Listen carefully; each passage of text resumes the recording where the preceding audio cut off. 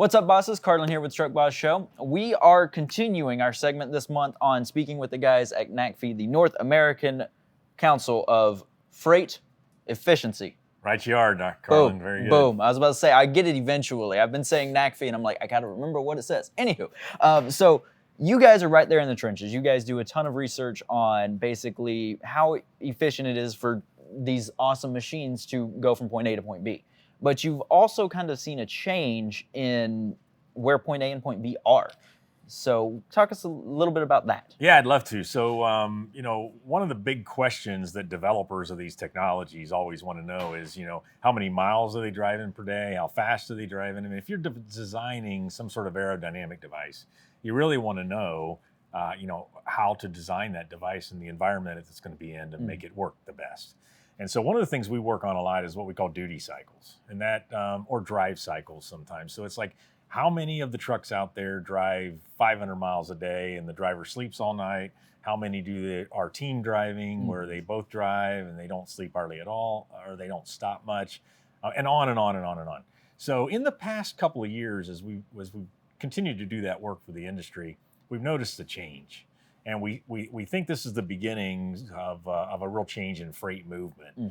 We saw a lot of reports about the length of haul dropping, where traditionally, the quote unquote length of haul was 1,000 miles, 1,200 miles. Now it's like 500. Wow. Now that's over 2 decades. So like in the last 20 years.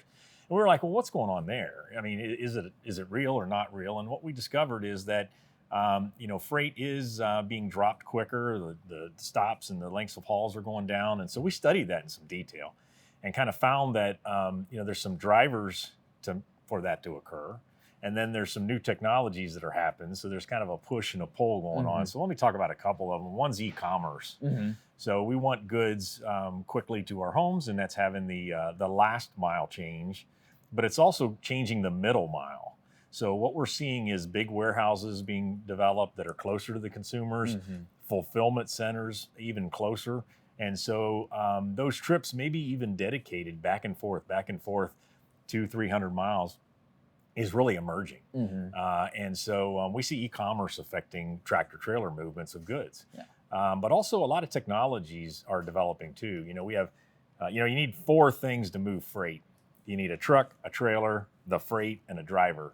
And we virtually or pretty much have GPS on all 4. Yeah. So we know where the truck is, we know where the tractors, we know where all this stuff is. So now we can orchestrate the movement of goods. You hear load matching and all of these technologies that are emerging. So what we think is happening and will happen is more of a movement to shorter runs, and that will change a lot of things. Yeah, I'm about to say, just the fact that fulfillment centers, I know in Oklahoma City where we're based, we have an Amazon fulfillment center that just popped up. And so it serves the entire state area. So when you're talking about that and you're kind of researching that, what are kind of the steps that you go into? Do you just kind of look at the map and see, or? Well, we do look at, freight corridors and thinking about it. But as we began our work, we just talked to a lot of people. People have talked about the hub and spoke model in this industry, or when will we get to a hub and spoke model? We think this might be it.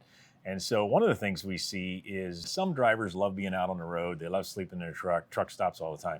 But, a lot don't. Yeah. A lot want to be home. They want to be with their families. They want to be with their communities, bowling leagues, golf leagues, all that kind of stuff. And so what we think and what we see emerging is much more relay of freight. So instead of the truck and the driver going across the country, we'll see some relaying of freight. Kind of an LTL kind of mode, or what you see with UPS and those folks where they have a day cab tractor. The driver goes out as far as he can in half of his hours of service.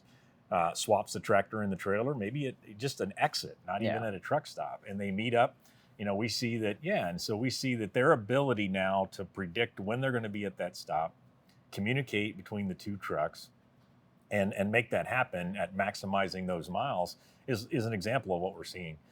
The truck manufacturers are actually even building more day cabs than they have in the past. So that's something NACFE we're watching as one of many data points around this. So something like 45 to 50% of the truck production for over-the-road tractors are day cabs. And I say that, and people are like, it can't be true. They're all sleepers, but it's very interesting, something we're going to follow. We also think it could help with electric truck deployment, maybe Mhm. natural gas deployment, where if we know where these dedicated routes are, then we're more able to put that infrastructure in place in a smart way to get used. Exactly, because I do know that as much as there's been a push for electric vehicles, unfortunately, just the range isn't exactly what it needs to be for the long haul things. So it's definitely something that I'll want to come back and chat with you about once you have a little bit more And research it's not done. only the long mileage, but it's the unpredictability of the routes. Yeah. So, you get to a truck stop and there's no charging center or they're all full or something. What do you do? Now you're stuck.